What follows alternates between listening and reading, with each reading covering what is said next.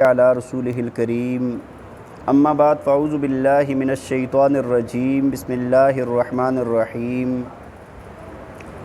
الم تعلم ان اللہ یعلم ما فی السماء والارض ان ذلک فی کتاب ان ذلک علی اللہ یسیر صدق اللہ العظیم۔ توجہ فرمائیں، سورہ حج 17واں پارہ آیت نمبر 70۔ اللہ تعالیٰ فرماتے ہیں الم تعلم، فرمایا کیا تو نہیں جانتا، ان اللہ یعلم ما فی السماء والارض، فرمایا بے شک اللہ تعالیٰ اس کو جانتا ہے جو کچھ آسمانوں میں ہے اور جو کچھ زمین میں ہے۔ فرمایا ان ذالک فی کتاب، فرمایا کہ یہ بات اللہ کے پاس کتاب میں لکھی ہوئی ہے، اللہ کے پاس کتاب میں لوح محفوظ میں لکھی ہوئی ہے۔ ان ذالک علی اللہ یسیر، اور فرمایا کہ یہ بات اللہ کے لیے بہت آسان ہے، اللہ کے لیے کوئی مشکل نہیں ہے۔ دیکھیں جی، توجہ فرمائیں، اللہ تعالیٰ نے بیان فرمایا کہ کیا تو نہیں جانتا، کیا مطلب؟ اگر تجھے اس بات کا علم نہیں ہے تو غور کر، توجہ کر اور اس بات کو یاد رکھ اور اس بات کو اپنے علم میں لے کر آ۔ اس بات کو کیا کرنا؟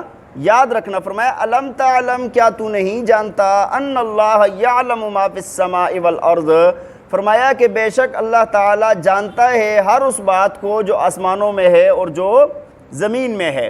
واللہ بکل شیء علیم، اللہ تعالیٰ ہر چیز کو جاننے والا ہے۔ اللہ کی ذات ایسی ہے کہ اللہ تعالیٰ سے کوئی بھی چیز کائنات کی مخفی جو ہو رہی ہے، جو ہو گئی ہے، جو ہوگی، جو کچھ کائنات میں ہوگا، وہ سب کا سب اللہ کے علم میں ہے۔ فرمایا ان ذالک فی کتاب، اور ساتھ یہ اللہ کے علم میں ہی نہیں ہے بلکہ اللہ تعالیٰ نے یہ بات اپنے پاس لکھ بھی لی ہے، اللہ تعالیٰ کے پاس لوح محفوظ میں موجود بھی ہے۔ دیکھیں لوح محفوظ کے اندر یہ جو ہے نا ان ذالک فی کتاب، یہ یعنی اللہ تعالیٰ تمام انسانوں کی تقدیریں اللہ کے پاس لوح محفوظ میں لکھی ہوئی ہیں۔ اللہ کے پاس ہر بندے کی تقدیر ہے۔ اللہ تعالیٰ نے انسان کو پیدا فرمایا تو ساتھ ہی اس کی تقدیر پیدا فرمائی ہے۔ بات سمجھ؟ خلق الانسان فقدر، اللہ نے انسان کو پیدا فرمایا اور ساتھ اس کی تقدیر بھی اللہ نے بنائی ہے۔ حدیث شریف میں آتا ہے کہ اللہ تعالیٰ نے آسمان اور زمین کی پیدائش سے 50,000 سال پہلے انسانوں کی تقدیر لکھ لی تھی کہ کیا کیا ہونا ہے، اللہ تعالیٰ نے لکھ لیا تھا۔ دیکھیں تقدیر کی 3 قسمیں ہیں۔ تقدیر کی کتنی قسمیں ہیں؟ ایک ہوتی ہے تقدیر ارادی۔ تقدیر ارادی کیا مطلب؟ کہ اللہ تعالیٰ کا جو بھی کام کائنات کے اندر ہو رہا ہے وہ رب تعالیٰ کے ارادے اور رب تعالیٰ کی مشیت سے ہو رہا ہے۔ اگر کوئی بندہ یہ کہے کہ کوئی کام اللہ کے ارادے کے بغیر ہوا ہے تو وہ بندہ کافر ہو جائے گا۔ بات سمجھ آ رہی ہے کہ اس کو کہتے ہیں تقدیر ارادی۔ اور دوسری ہوتی ہے تقدیر علمی، کہ جو بھی کائنات میں ہو رہا ہے، جو ہو چکا ہے، جو ہوگا، وہ سب کا سب اللہ کے علم میں ہے۔ وہ سب کا سب کس کے علم میں ہے؟ اگر کوئی بندہ یہ کہے کہ بھائی اللہ تعالیٰ کسی بات کوئی واقعہ پیش آ گیا اور اللہ اس بات کو نہیں جانتا، تو اس کا مطلب یہ ہے کہ وہ بندہ اللہ کے علم کا انکار کر رہا ہے اور وہ بندہ اسلام سے خارج ہو جاتا ہے۔ الا یعلم من خلق وهو اللطیف الخبیر، اللہ فرماتے ہیں کیا وہ اس کو نہیں جانے گا جس کو اس نے پیدا کیا ہے؟ جو رب خود پیدا کرنے والا ہے وہ اس کو نہیں جانے گا؟ فرمایا حالانکہ وَهُوَ اللطیف الخبیر، وہ باریک بین اور خبر رکھنے والا ہے۔ اور تیسری تقدیر ہوتی ہے تقدیر کتابی، جس کا تذکرہ یہاں پر موجود ہے۔ یعنی اللہ تعالیٰ کے پاس ہر انسان کا سب کچھ لوح محفوظ کے اندر لکھا ہوا ہے۔ جو واقعات انسان کو پیش آئے، جو پہلے پیش آئے، ابھی آ رہے ہیں یا آئندہ آئیں گے، وہ اللہ تعالیٰ کے علم میں ہے اور اللہ تعالیٰ نے پہلے سے اپنے پاس لکھا ہوا ہے۔ اللہ تعالیٰ فرماتے ہیں ان ذالک فی کتاب، یہ بات کیا ہے؟ کتاب کے اندر لکھی ہوئی ہے۔ اور ان ذالک علی اللہ یسیر، فرمایا بے شک اللہ پر یہ بات بہت آسان ہے، اللہ کے لیے کوئی بات یہ مشکل نہیں ہے۔ آگے کفار کا رد فرمایا، وَيَعْبُدُونَ مِن دُونِ اللَّهِ مَا لَمْ يُنَزِّلْ بِهِ سُلْطَانًا، فرمایا کہ یہ عبادت کرتے ہیں اللہ کو چھوڑ کر ان کی مَا لَمْ يُنَزِّلْ بِهِ سُلْطَانًا، کہ جن کی عبادت کرنے کی ان کے پاس کوئی دلیل موجود ہے۔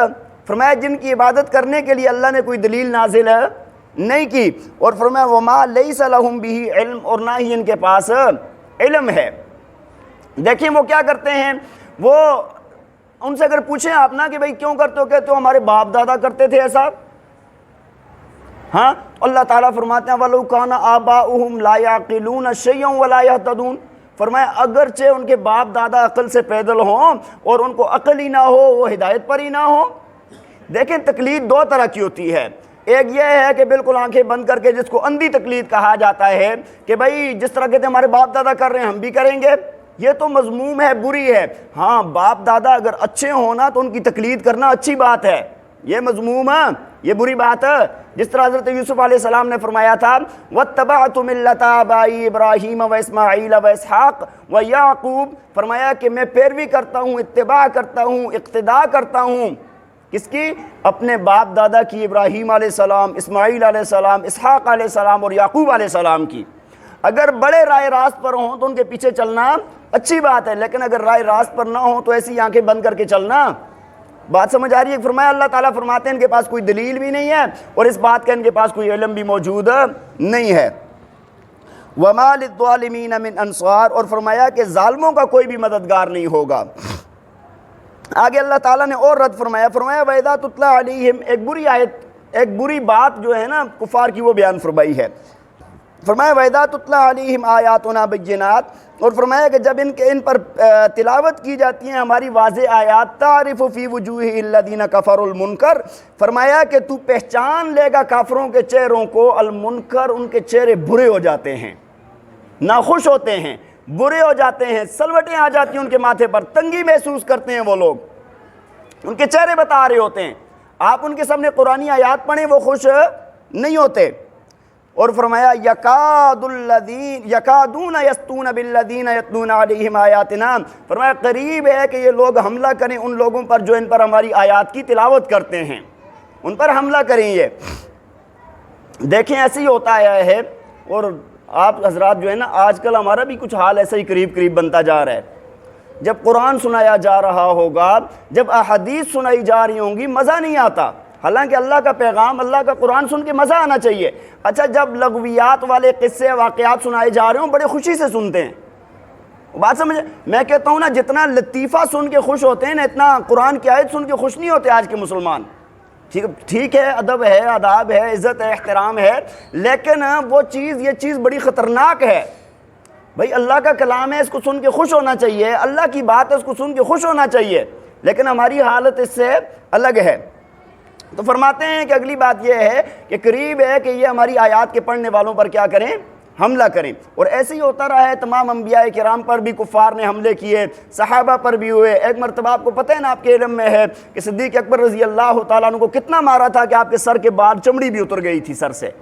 ہاں اتنا مار، کیا آیات قرآنی پڑھ رہے تھے اور تو کچھ بھی نہیں کیا تھا نا۔ حضرت عبداللہ بن مسعود رضی اللہ تعالیٰ عنہ کو خانہ کعبہ میں بہت زیادہ مارا تھا، کس وجہ سے؟ صرف تلاوت کر رہے تھے۔ کیا کر رہے تھے؟ قرآنی آیات پڑھ رہے تھے، اور یہ واقعات پیش آتے رہتے ہیں۔